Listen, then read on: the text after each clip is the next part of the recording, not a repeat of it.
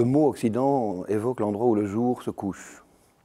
Il évoque aussi évidemment une civilisation à laquelle nous appartenons, qui est la nôtre.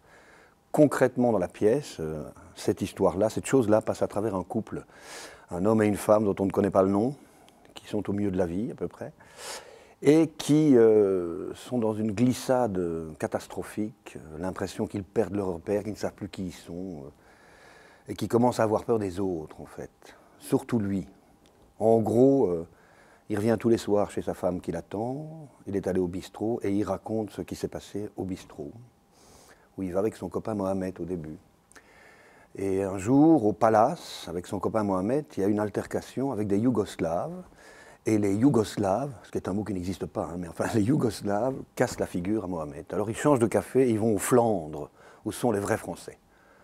Et ça, c'est le début, évidemment, d'une catastrophe. Parce que soir après soir, évidemment, ça s'empire, ça s'aggrave. Et petit à petit, il en vient à avoir peur de tout ce qui n'est pas, entre guillemets, français. Voilà. C'est très intéressant parce que nous, on est belges. Et que chez nous, le réflexe identitaire, etc., et je dirais nationaliste, est plutôt du côté flamand. Donc avoir un café Flandre qui représente les vrais Français, pour nous, c'était évidemment assez parfait. Nous, on est parti du point de départ que ces gens, entre guillemets, qui n'ont pas de nom, donc dans la brochure, c'était nous. Donc pas les autres, pas ceux qui ont un problème avec le racisme, pas ceux que, non, mais nous, nous-mêmes. Et peut-être pas nous dans ce qu'on exprime socialement ou publiquement, mais dans ce qu'intimement, on n'arrive pas à réprimer. C'est une farce, c'est vraiment une farce.